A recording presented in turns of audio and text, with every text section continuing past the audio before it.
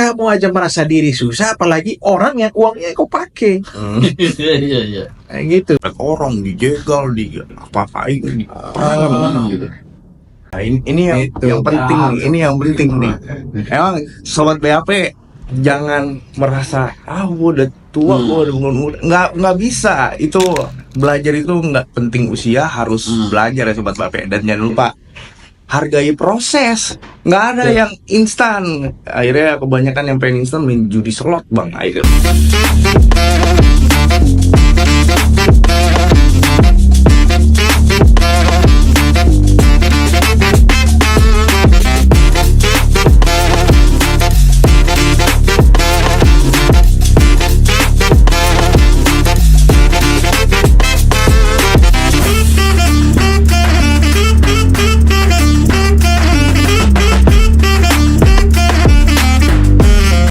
Assalamualaikum warahmatullahi wabarakatuh. Perkenalkan, Waalaikumsalam. saya Maulana Yusuf, saya sebagai host dan Pak Didi sebagai co-host kita. Dan bintang tamu kita adalah Bang Chen sebagai narasumber kita selaku praktisi advokat. Yang Kayaknya di sini adalah serem banget tuh praktisi advokat.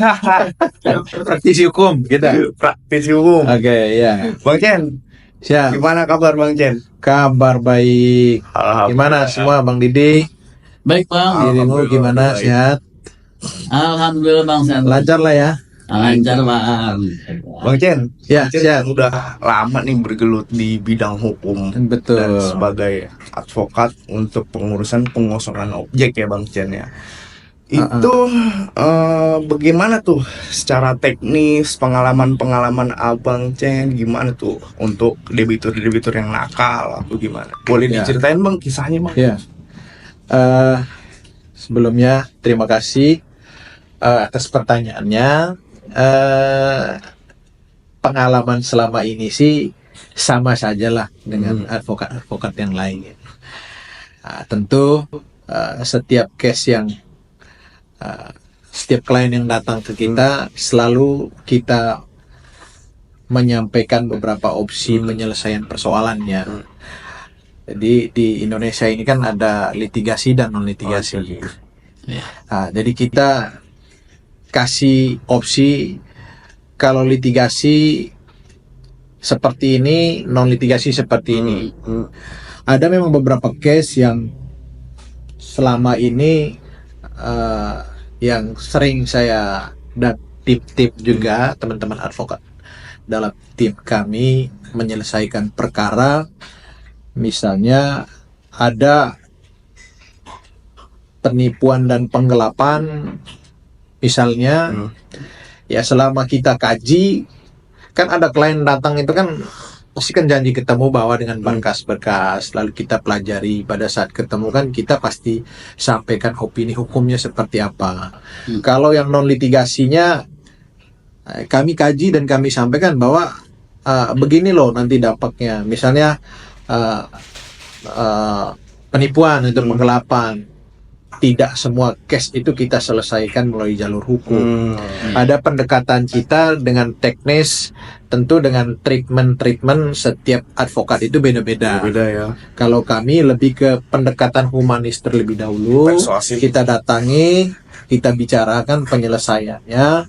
Selama ini sih lebih banyak ketika kita yang datang justru menerima masukan dari kita, walaupun penyelesaiannya bertahap, tidak sekaligus, tergantung. Kadang juga kan orang tidak mampu membayar ini karena keadaan juga. Betul. Ada juga yang memang niatnya tidak mau bayar. Betul. Kalau niat yang tidak mau bayar ini kan, ya memang dia nakal orangnya, gitu kan. Tapi karena keadaan tertentu seseorang itu, ketika kita berbicara dari hati ke hati atau bicara kita menyentuh perasaannya, dia pasti akan menyadari kesalahannya. Kan dengan cara itu kita tidak harus menempuh jalur hukum. Oh iya, jadi hukum Dan, itu sebagai upaya terakhir aja lah ya. Upaya terakhir, betul. Tapi selama ini sih yang kita datangi tentu walaupun ada treatment tertentu, kadang ini kan misalnya para pihak ini dari segi komunikasi saja sudah tidak bagus, tidak harmonis, apalagi dari masalah gengsi. Maka hadirnya kita pihak ketiga ini memberikan atau membuka cara berpikir mereka bahwa posisi kamu seperti ini loh. Uang yang sudah dipakai misalnya, kalau memang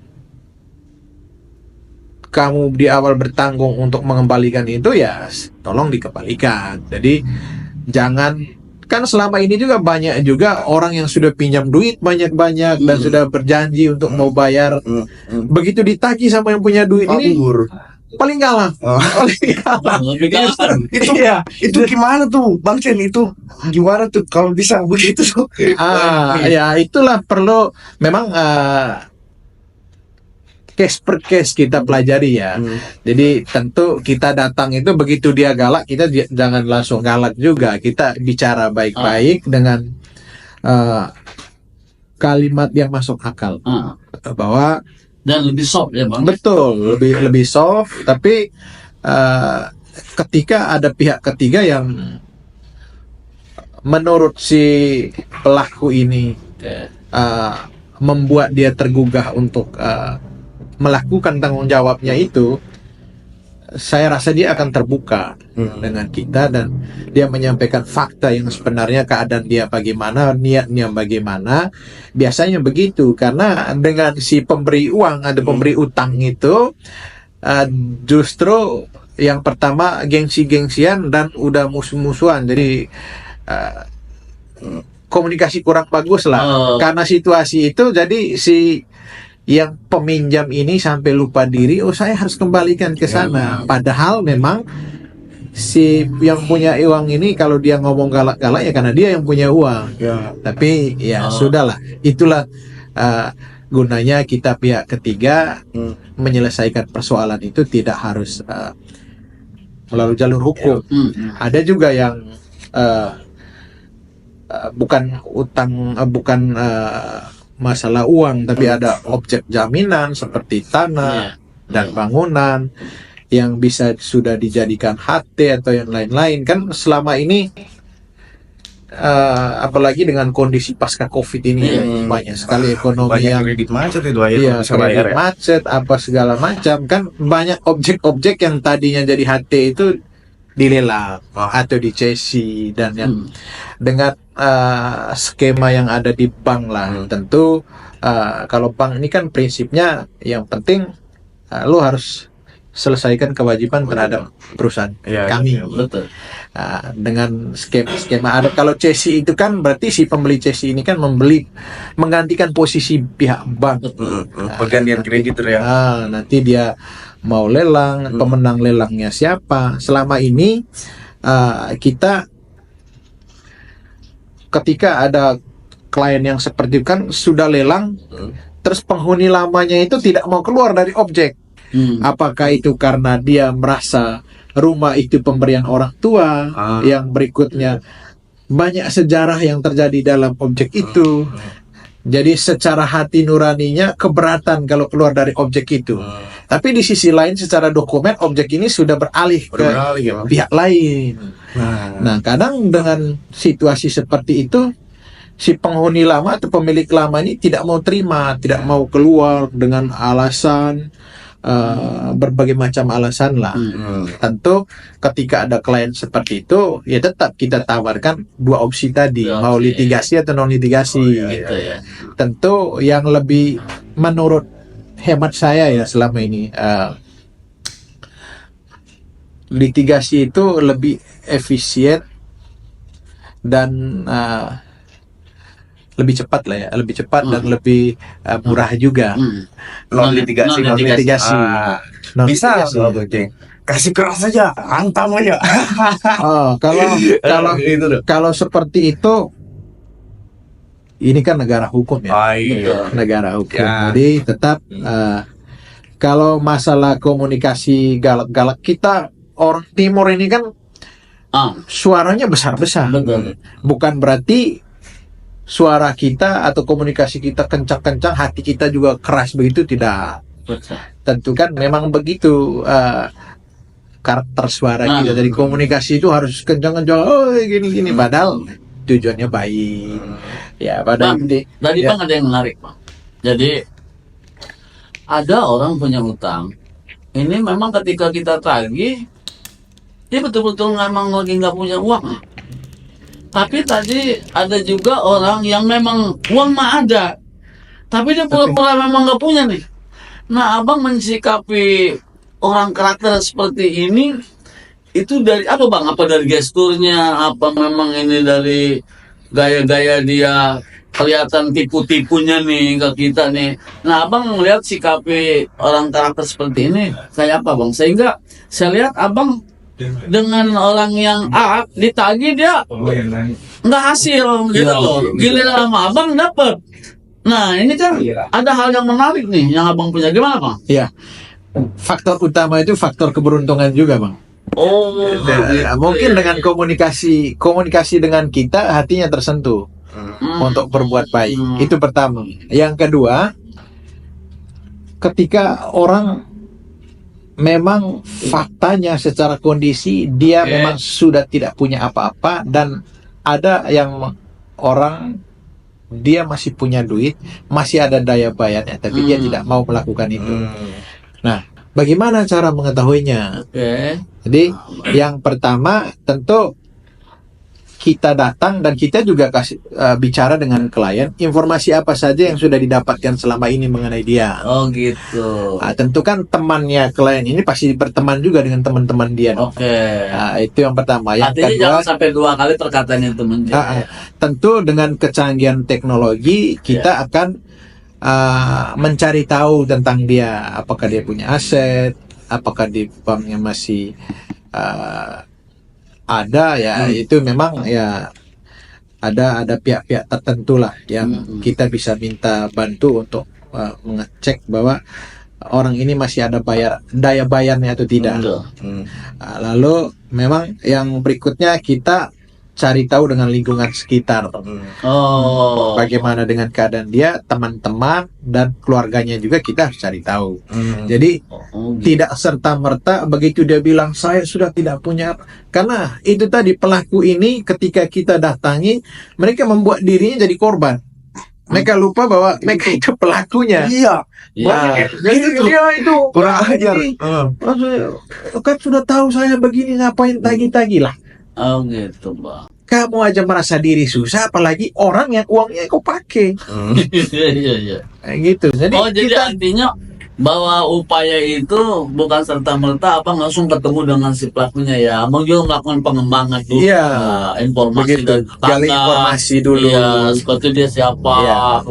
punya sawah nggak, punya mobil nggak, dia punya aset-aset lainnya. Oh gitu bang ya. Jadi akhirnya dia giliran sama yang lain nggak dapet gitu loh. Tapi kalau giliran sama abang ini kebanyakan saya dapat informasi ini dapat gitu loh. Jadi selesai Ya, utangnya. puji Tuhan ada juga, dan ada juga yang memang keadaannya memang sudah tidak bisa berbuat apa-apa. Maksudnya iya. tidak bisa berbuat untuk melakukan kewajibannya itu. Untuk membayar. Ya, misalnya kan ada orang yang begini bang, menyelesaikan perkara itu datang, ketika dikasih dia langsung tagih. Kalau kita mapping dulu, mapping.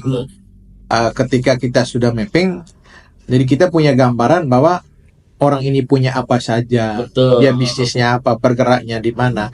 Sehingga pada saat kita ketemu dia, ketika kita tanya begini, misalnya bang usahanya apa selama ini ya?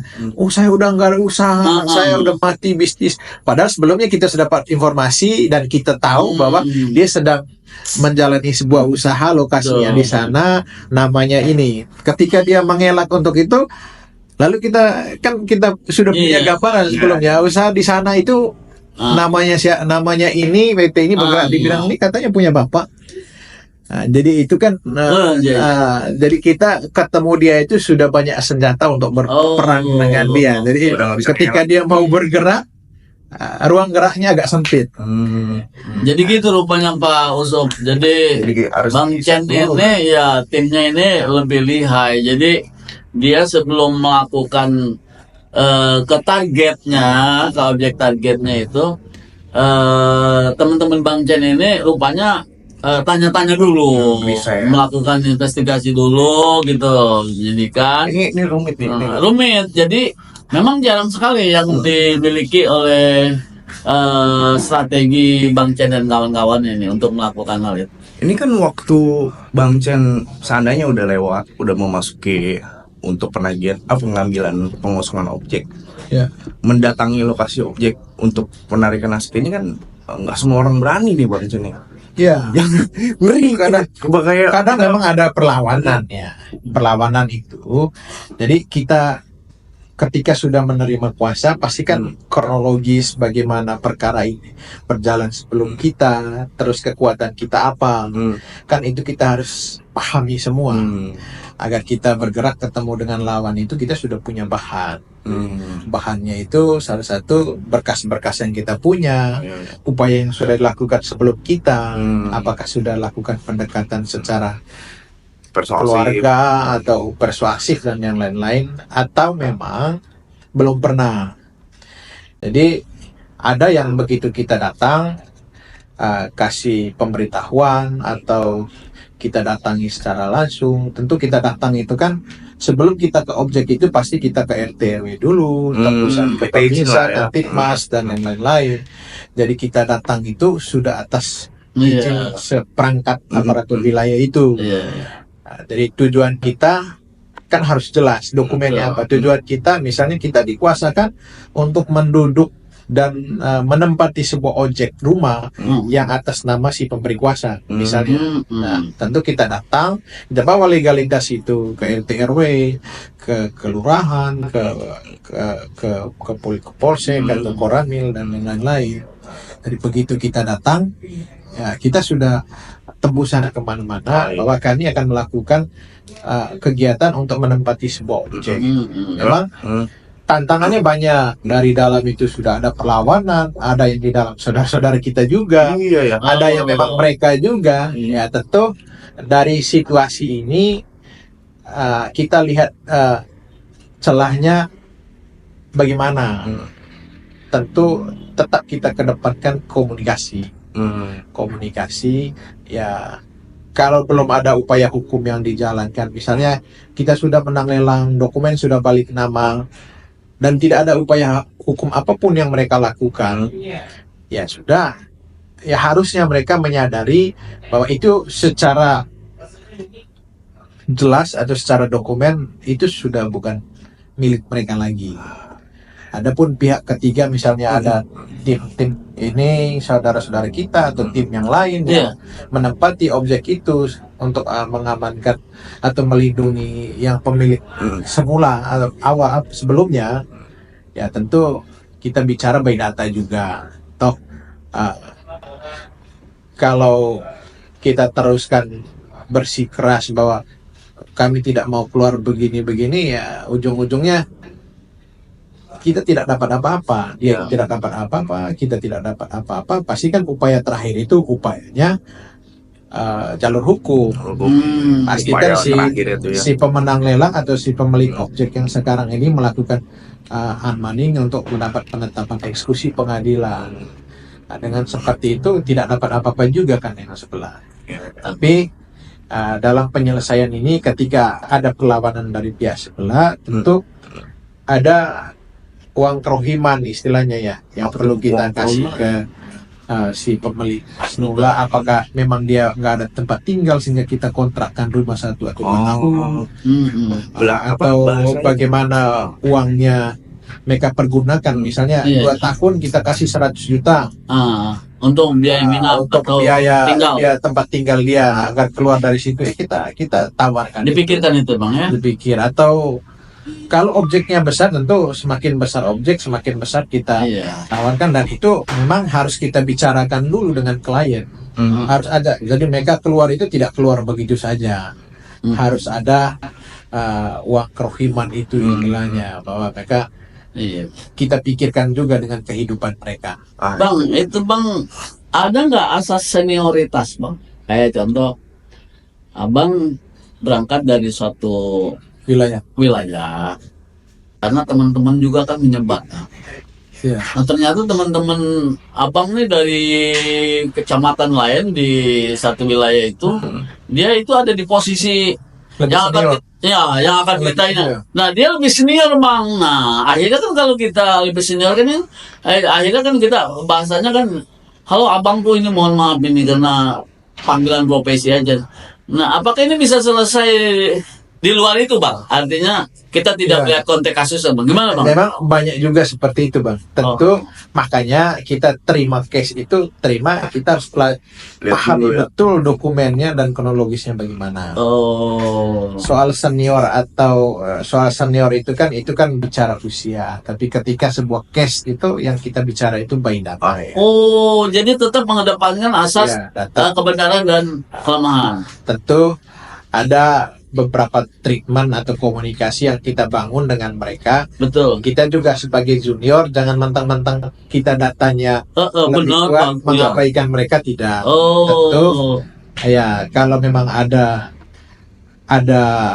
kue yang kita bagi, ya Betul. kita bagikan, tetap kedepankan komunikasi. Tujuannya kan Oh. menyelesaikan sebuah perkara. Jangan sampai gara-gara kita senior dan junior, klien-klien kita terlantar. Tetap Eh. itu yang kita perlu kedepankan. Betul. Oh, jadi klien semuanya sama-sama happy ending. Kita pun dengan kawan yang namanya satu wilayah itu Ya. juga happy. Profesional bang ya. Tetap kita bicara. Kalau bicara ini, misalnya ada yang senior sebelah abangku, data kita begini. Betul. Terus kami diberi kuasa sukses fee-nya sih. Oh. Nanti ya kita sampaikan bahwa, tapi itu di luar dari Iya di luar klien. forum itu, Iya. di luar dari forum, misalnya ada tadi Betul. perangkat desa atau apa yang lain yang hadir di situ. Oh. Tentu kita bicara di luar bahwa bang, kami misalnya ada dikasih sukses fee 150 juta misalnya. Oke lah, jadi untuk tip kami ini, untuk abang, tentu kan bukan tidak bisa dibagi dua. Betul. Mungkin 70-30 bisa. Oh. Gitu, bang, ini abang 30%, kami 70%. Ya, kita bagi-bagilah. Betul. Oh gitu bang ya. Maksudnya kan tujuan kita agar komunikasi Iya. kita lancar. tetap berjalan Iya. baik, Dan terus klien juga tidak menimbulkan persoalan hukum baru, dan Iya. ini kan menyangkut reputasi kita, Betul. kepercayaan kita terhadap klien. Tapi intinya mah tetap kita melihat menimbang kasus yang ada dulu gitu Iya, ya. betul. Dia kan benar-benar di posisi yang diduga salah gitu kan, atau lemah. Ini yang benar. Oh gitu bang. Bang, pernah ngalamin pada saat melakukan eksekusi, pernah ngalamin hal yang nggak menyenangkan nggak bang? Entah itu di serempet orang, dijegal, di apa-apain, pernah nggak bang gitu? Kalau diancam itu sering. Oh di teror sering. Terus Bang, ya? kalau pihak sebelah juga punya masa itu sering. Oh. Itulah gunanya tadi kita datang itu ada pemberitahuan dengan aparatur setempat. Oh iya. Agar begitu kita datang itu difasilitasi oleh mereka, duduk bersama, bicara bagaimana persoalannya, maunya solusinya bagaimana. Tentu kita bicara. Kalau dengan upaya itu kita tidak bisa selesai, kan menyangkut reputasi kita juga. Iya sih. Itu yang pertama. Yang kedua, kita kan tidak pernah, kita kerjakan butuh penghasilan. Toh. Bagaimana cara, jangan juga ketika ada case, oh dia sakit dari suku ini, ya kalau bisa jangan melihat dari sisi itu. Tetap kita bagaimana caranya menyelesaikan persoalan. Oh. Persoalannya ya kondisi panas-panas dikit di lapangan itu kan sudah biasa. Sudah biasa. Intinya kan jangan sampai menimbulkan peristiwa hukum baru. Ya saling marah, saling teriak-teriak. Ya kita orang timur kan Betul. ngomongnya keras-keras, kandang isi Ragunan keluar semua. Ya gitu. Iya, tapi kan Buat tujuannya kita, agar kita bisa duduk bersama menyelesaikan. Iya, betul. Tentu pihak lawan juga ketika kita menyampaikan opsi yang menarik, pasti jangan mereka ada pertimbangan. Jadi jangan juga kita ketika kita data kita kuat, terus maunya hasil sendiri kan tidak boleh juga. Tetap bagi tapi porsinya beda. Begitu. Takutnya sih bang kalau dikebumin abang pribadi nih, ngeri gak sih kan manusia mah pasti punya rasa takut ya bang ya. Abang ngeri gak tuh kalau dikerubungin banyak orang? Iya, kalau rasa takut itu, saya rasa takut itu selama Normal. darah masih mengalir di Iya. tubuh kita, rasa takut itu pasti ada. Nggak ada. Cuman kan dibutuh ketenangan, Betul. pengalaman bagaimana menghadapi itu, bukan karena banyak orangnya. Tentu orang banyak itu kan tidak semua terlibat untuk berkomunikasi. Wah, Jadi tentu dari pihak kita dan dari pihak sebelah itu kan ada jubirnya, ada orang yang Mediasi. yang bisa untuk saling Iya. berkomunikasi untuk cari solusi kan. atau kuasanya dia. Ya, jadi kita panggil dia duduk bersama kan, makanya perlu tadi ketika jangan juga ketika kita mau nagih misalnya di Karawaci di salah satu rumah, kita datang langsung ke situ. Oh. Terus siapa nanti yang Menyampaikan. memfasilitasi Iya. kita untuk tetap kita datang RT RW, permisi kami mau ke rumah itu, tujuannya untuk ini, data-data kami ini, kronologisnya begini selama ini. Jadi pihak RT itu kalaupun dia tidak ada waktu, pasti dia bilang, oh silakan datang aja, tapi jangan bikin ribut ya.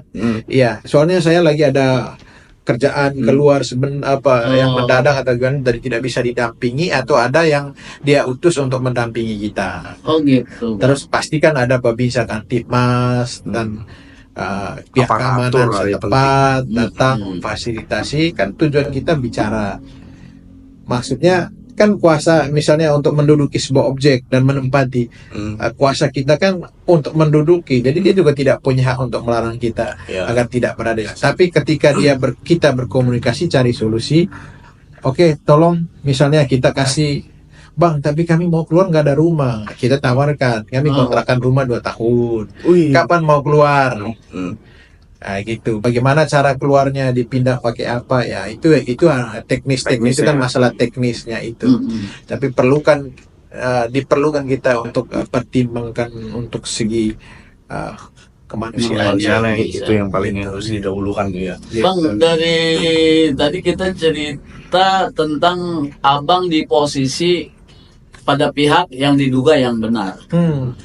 Pernah nggak abang di posisi mendukung atau mendampingi di posisi orang yang memang bersalah, bang nih? Apakah ini trik-triknya ini sama yang abang mainkan atau gimana, bang? Biasanya kalau yang lebih lemah itu untuk mempertahankan kita, itu lebih seperti apa gitu, bang? Tentu kalau kita selama ini, ketika memang kita dapat kuasa dari yang pemilik lama ini, terus Iya. dia tidak mau keluar, tapi dia tidak berani mau komunikasi dengan pihak lawan, tentu yang pertama kita minta kuasa. Oke. Kan kronologisnya kita sudah paham, minta kuasa agar begitu mereka datang kita juga harus hadir. Tentu ketika kuasa hukum atau yang Iya, dikuasakan itu datang membicarakan, Pak, kami ini dokumennya sudah begini-begini, kami mau tempat ini, ya tidak jadi masalah. Tapi kan kalau kita berbicara secara legalitas untuk mengeluarkan orang ini harus melalui eksekusi pengadilan. Karena kewenangan eksekusi itu kan pengadilan. Iya, iya. Kalau di situ ada win-win solution, Iya. kita bisa cari, misalnya, bang, ini dari klien kami dikasih uang kerohiman agar bisa untuk pindah dari rumah ini, dikasih kontrak rumah sekian tahun, biayanya segini, kan itu yang perlu kita lindungi. Jadi jangan sampai orang ini keluar tidak ada tempat tinggal. Ya, perlu kita bicarakan secara manusia. Ini orang ini sudah nggak berdaya, nggak punya apa-apa tahun ini misalnya. Ya mungkin berapa bulan ke depan, satu tahun ke depan dia ekonominya membaik. Ya tolong dia kan sediakan tempat tinggal buat dia 1 atau 2 tahun ke depan. Itulah tugas kita untuk membicarakan ke pihak si pemenang bahwa tolong kasih dia pengertian bahwa orang ini orang tidak mampu bayar di bank itu kan karena memang tidak punya uang. Ya, Betul. ada permasalahan di ekonomi. Ada masalah finansial yang dia alami. betul. Tentu itu yang kita pertimbangkan, kita bicarakan mereka bahwa dia sudah nggak punya apa-apa. Kalau dia dikeluarkan dari tempat ini, dia tinggalnya di mana? Kadang si orang dalam ini karena dia merasa bersalah, takut mau bicara. Nah, kita lah yang bisa meluruskan Oh itu. gitu bang. Iya, iya. Nah, bangun komunikasi lah dengan Iya, pihak sebelah gitu. Orang memang sulit Begitu. banget ini. Banyak juga dari sobat-sobat BAP tuh banyak yang bingung ketika dia udah nggak nyampe pembayaran, tapi dia harus berbuat apa lagi, mereka bingung. Terus terkait ini Bang Chen, kalau dia udah nggak menyanggupi, saya masih bingung nih tentang restrukturisasi sama Pelsus. Ini nih perbedaannya gimana ya? Garis besar itu. Oh ya, kalau yang saya tahu dari yang saya baca dan saya pahami, restrukturisasi itu kan saya terdengarnya itu pada zaman COVID ya. Oh. COVID-19 karena banyak orang Nasabah yang nggak sanggup bayar. tidak mau bayar. Itulah yang digunakan restrukturisasi itu. Restrukturisasi itu agar memperpanjang masa angsuran dia. Misalnya saat ini 6 bulan atau 1 tahun dia tidak sanggup bayar, tolong diperpanjang lagi 1 tahun agar jangan sampai dieksekusi. Tapi kan ada mekanisme-mekanisme yang Iya. perlu dia lengkapi untuk mengajukan kepada misalnya ke leasing atau ke pihak bank dan yang lain-lain. Itu yang dinamakan restrukturisasi. Kalau Pelsus ini kan pelunasan khusus. Misalnya begini, ketika ada 1 unit kendaraan atau yang berhubungan dengan fidusial ya, dia ingin menyelesaikan itu dengan cepat. Oh gitu. Maka dia mengajukan permohonan dengan pertimbangan atau dengan keadaan tertentu, dia ingin ini diselesaikan Segera dengan dilunasi. cepat. Oh. Nah, itu Pelsus.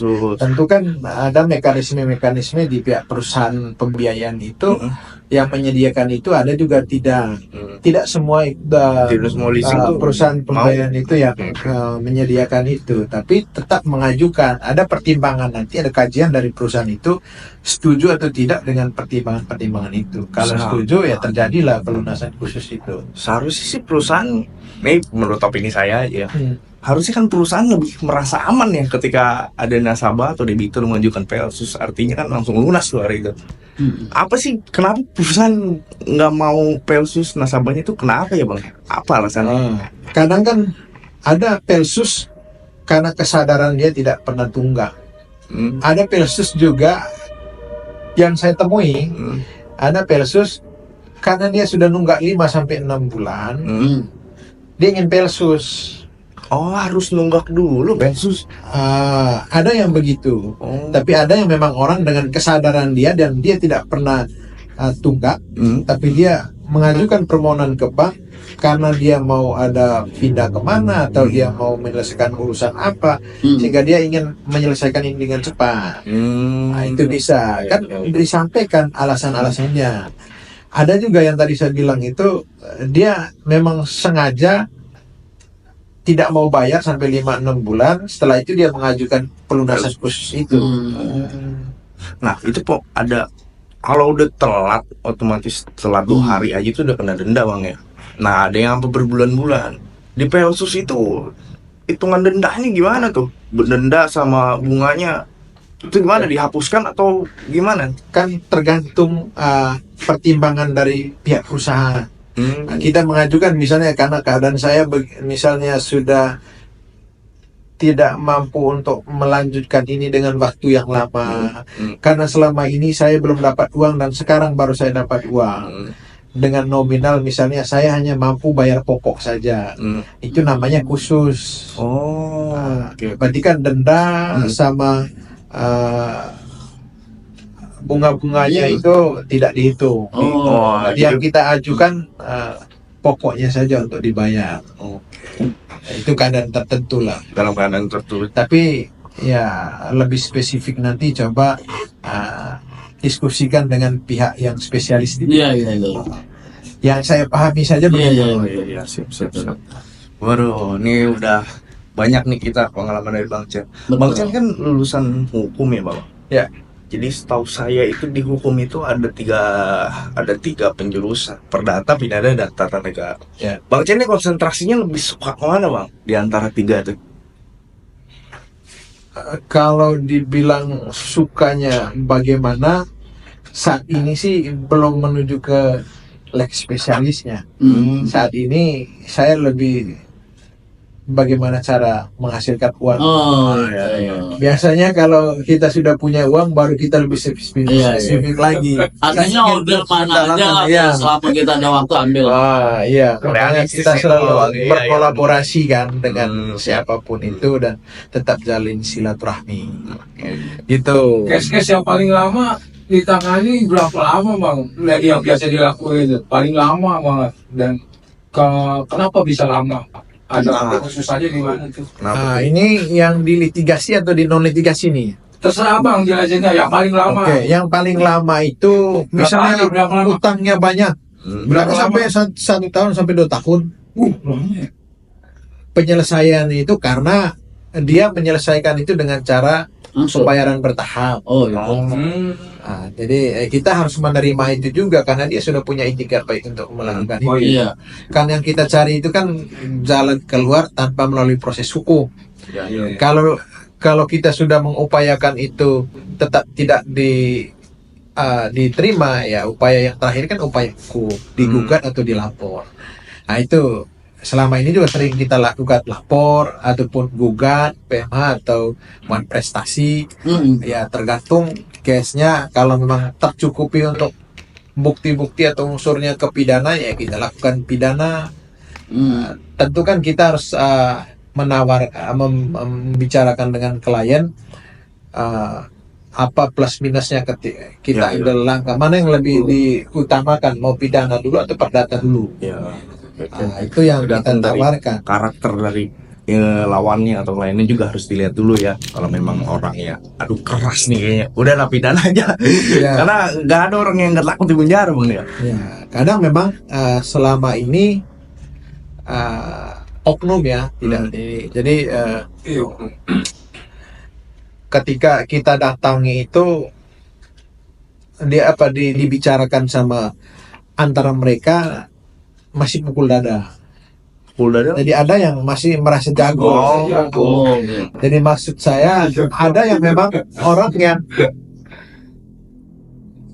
pakai uang, misalnya saya pakai uang si Pak Didi misalnya, Pak Didi nagih ke saya punya uang nih, tapi saya lebih senang saya dilapor ke polisi. Oh, Ada juga yang begitu.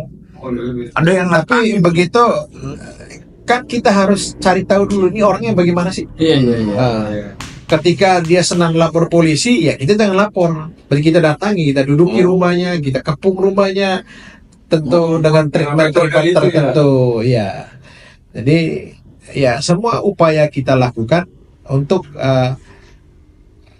membantu kepentingan klien. Iya, jadi lamanya kadang dari proses penyelesaiannya. Proses berarti penyelesaiannya yang penting itu yang lama. Ya, kita harus hargai etikat baik itu. Kadang memang karena keadaan tertentu seorang itu yang memang tidak bisa sekaligus bayar.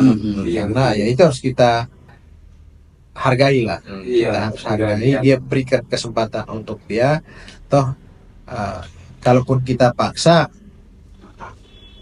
pasti ke jalur hukum.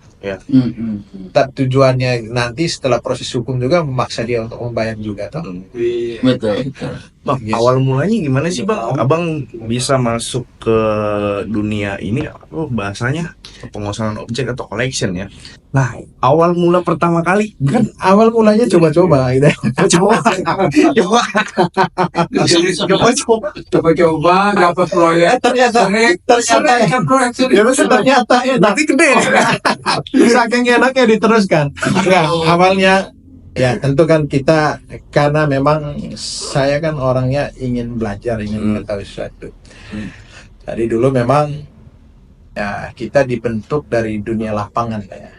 Baik secara mental, pengalaman dan yang lain-lain. Jadi makanya kita selalu menghargai orang yang lebih tua dari kita itu karena pengalaman mereka dulu yang kita ikuti, sehingga kita juga punya pengalaman, dan kita juga jangan lupa berbagi pengalaman ke orang yang lebih muda juga. Pengalaman lapangannya seperti apa sih Bang? Kayak misalkan apa di lapangan itu kan identik dengan keras, meganya apa Itu mindsetnya orang sekarang ini begini. gimana Bang? Ketika lihat orang timur ini, oh ini debt collector ini datang lagi gini. Padahal tujuan kita itu mau menyelesaikan perkara. Nagih itu kan hak yang harus dipenuhi Iya, Betul. oleh orang yang kita datangi itu. betul. Betul. Dari itu yang mereka pikirkan bahwa oh jangan, awas nih orang kulit hitam nih, awas dimusuhin. Padahal mereka sudah lalai dengan tanggung jawab. Iya. Begitu kita datang seorang orang, kita Kesannya musuh. bapaknya Bang. Dia lebih galak sampai lupa diri. Kesannya korbannya gitu ya. Padahal kita datang itu belum masuk saja mereka udah takut duluan. Pas setelah kita duduk, kita bicara, oh ternyata orangnya baik-baik ya. Nah, tapi mindset mereka orang timur ini galak. Makanya tadi saya bilang negara ini negara hukum. Iya. Tidak boleh sewenang-wenang juga. Tapi ya masih ada tidak semua orang sih. Betul. Berarti orang yang bukan orang lapangan nggak bisa dong kayak terjun ke situ ya Bang, kayak saya bisa mau terjun ke situ. Siapapun bisa. Siapa pun bisa ya. Tidak harus orang timur dan tidak harus orang yang Yang sama. pengalaman di lapangan maksudnya. Intinya ketika kamu berkompeten untuk menyelesaikan itu dan diberikan kuasa oleh si pemberi kuasa, bisa kamu melakukan itu. Ya, intinya Orang bisa berani. itu karena terbiasa. Iya. Betul. Jangan takut untuk mencoba. Dan sekarang itu yang banyak masyarakat awam yang kurang paham. Iya, benar. Misalnya ada karyawan perusahaan ini makan menggunakan uang perusahaan tanpa sepengetahuan pimpinan perusahaan. Jadi ketika disomasi dibayar, dia tidak mau bayar. Saya memilih penjara. Pasang badan. Iya, pasang badan. Banyak masyarakat awam mengatakan dengan dia pasang badan itu perkara selesai. Nah, itu yang harus kita luruskan, bahwa yang di penjara itu adalah perbuatan. Makanya secara pidana. Tanggung jawab dia untuk mengembalikan itu secara perdata. Tetap kita bisa gugat. Bisa kita minta untuk kembalikan itu, tapi melalui proses gugatan perdata. Oh iya. Kalau memang dalam putusan perdatanya nanti diwajibkan dia untuk mengembalikan itu, ya harus dibayar. Gitu. Bang, kalau terkait hutang piutang itu, aduh banyak banget lah masyarakat Indonesia dan sobat-sobat hukum juga. Saya juga yakin banyak yang melakukan hutang piutang ini perdata ini.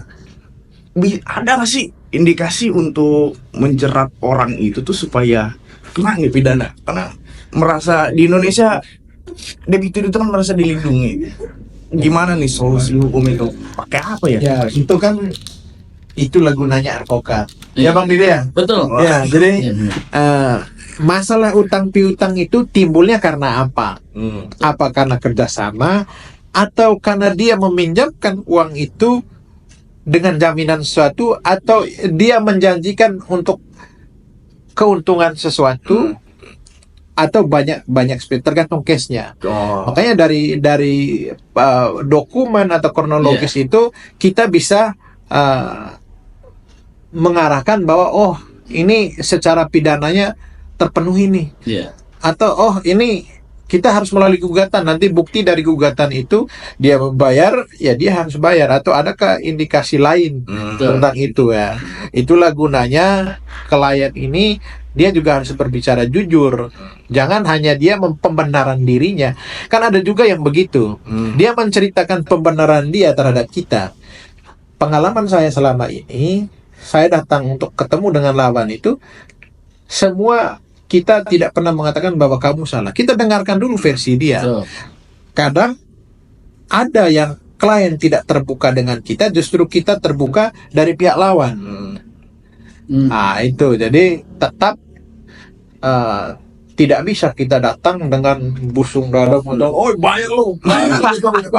Jadi ada dua arah ya Bang ya. Iya. Dua arah. Jadi dua Betul. arah ya Bang ya. Iya, tetap Dua arah kita kaji kan sebagai advokat itu kita kaji semua perkara. Iya. Kadang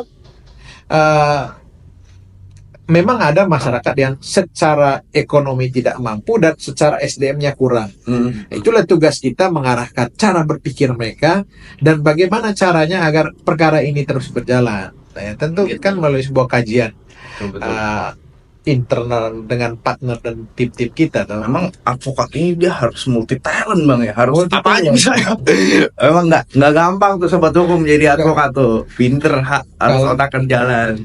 Iya, jadi ya tentu bagi sobat hukum yang punya persoalan hukum, jangan selalu berpikir bahwa menyelesaikan persoalan ini harus melalui jalur hukum.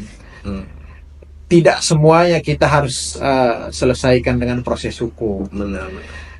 Perlu kita kaji dulu apakah perlu kita melakukan dengan cara non litigasi atau harus langsung litigasi. Kalau di kantor ini saya rasa multifungsi.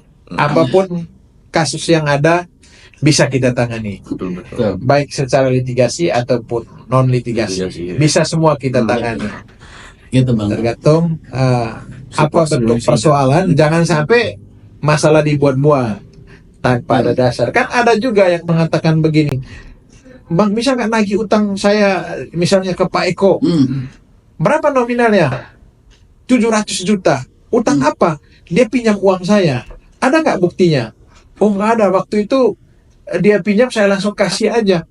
Ya kasihnya melalui apa? Kasih cash kah? Atau transfer kah? Betul. Atau bagaimana? Betul. Aduh saya lupa waktu itu. Kan ada juga yang bawa perkara-perkara begitu. Ya tentu kan kita harus menyadarkan masyarakat bahwa kalau mau melakukan transaksi apapun, kalau bisa konsultasi dengan pengacara. Jangan sampai ketika ada persoalan hukum baru datang ke pengacara, lalu kau datang tidak pakai baju, tidak pakai celana, telanjang begitu saja, tidak punya pakaian apa-apa. Ya. Nah, itulah gunanya konsultasi ke pengacara yang lebih paham. Saya misalnya saya mau transaksi uang ke sana, kira-kira apa yang perlu saya siapkan? Apakah dokumennya apa atau uangnya harus bagaimana? Ya itu lebih baik konsultasi dulu dengan pengacara. Betul. Atau saya mau meminjamkan uang ke sana, kira-kira bagusnya saya untuk tidak ada dampak ke depannya, saya harus bagaimana? Jangan takut. Pengacara ini kan jangan takut, oh nanti bayarnya mahal. Nggak mahal-mahal kok bayarnya. Tapi yang jelas perlu dihargai profesi pengacaranya. Benar. Begitu. Bang, masuk hukum dulu awal mulanya gimana Bang? Kenapa tertarik ke dunia hukum? Saya dulu itu malamnya di dunia malam, diskotik, siangnya kadang sering jalan sama pengacara, kadang lagi atau apa di lapangan. Lama-lama saya lihat, pengacara ini kayaknya bagus juga. Bagus. Yang saya senang itu pengacara ini tidak duduk di kantor terus, bisa keliling-keliling kota dan bisa berkeliaran kemana-mana lah, dan tidak monoton Ngomel, di ya. kantor. Selain itu, kita juga bisa membantu saudara-saudara kita yang tersesat dengan cara berpikirnya karena tidak paham tentang hukum. Begitu. Terus selain itu, tentu faktor utamanya itu ingin memperbaiki ekonomi. Memang di industri hukum itu kalau berbicara finansial ya lumayan lah ya, cukup besar lah ya. Tentu betul, tergantung kitanya. Tergantung kitanya. Makanya perlu kita banyak belajar. Jangan sampai baru belajar ingin dapat uang banyak. Nah itu Belajar dulu berdarah-darah. Jangan takut hujan dan panas harus kita lewati. Ya disuruh ke sana kemari, jalanin aja. Itu kan pengalaman-pengalaman harus kita lalui. proses emang Kita ini kan sering gagal karena tidak tahan di prosesnya. Orang kan mau instan. Jadi kita mau ke BSD misalnya, macet, apa hujan, saya nggak mau ke sana lah, saya lebih baik di sini. Terlalu nyaman dengan keadaan itu.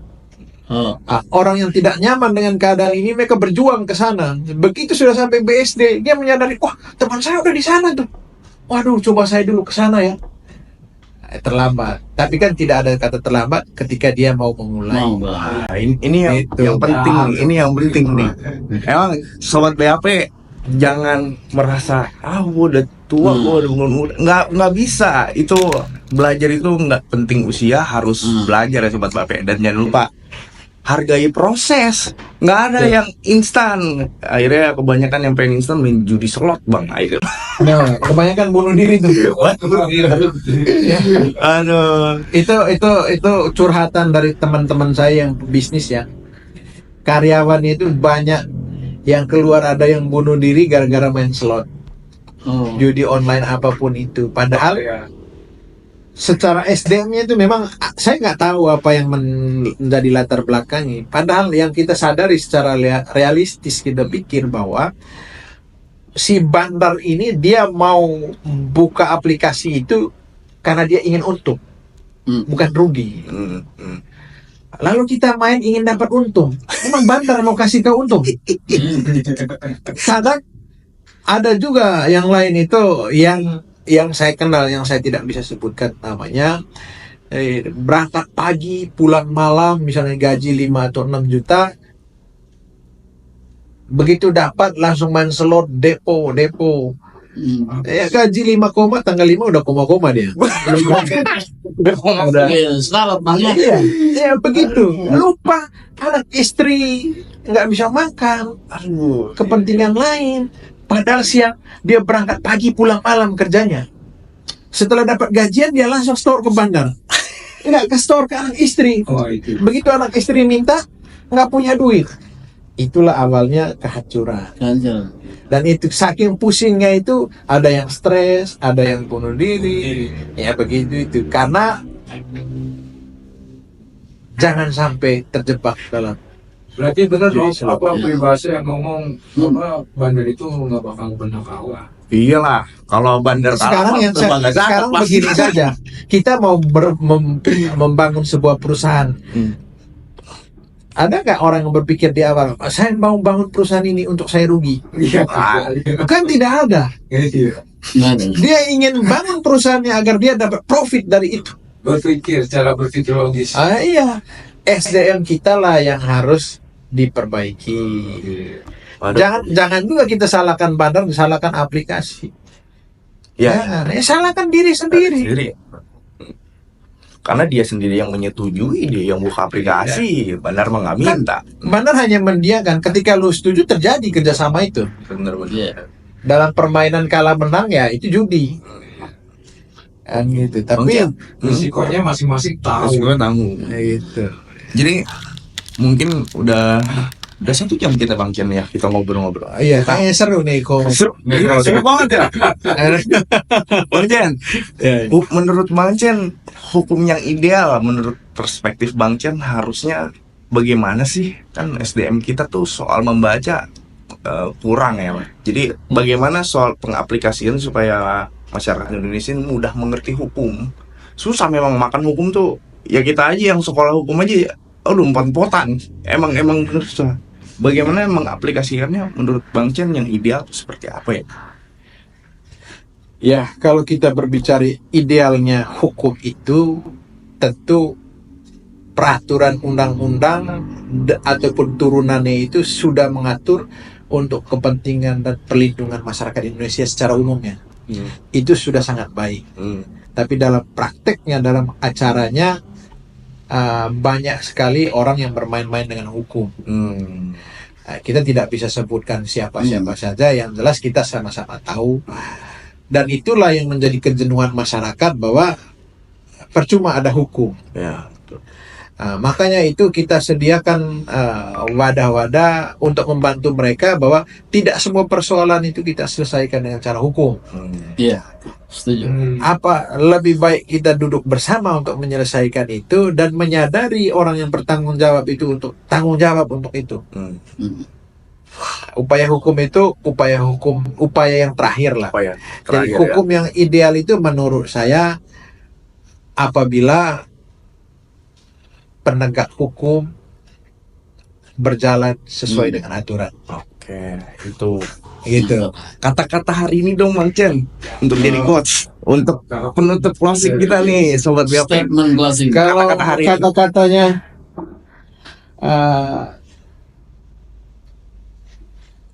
siapa ya? Kayak si Sugeng ya? Sudah Iya. bisa.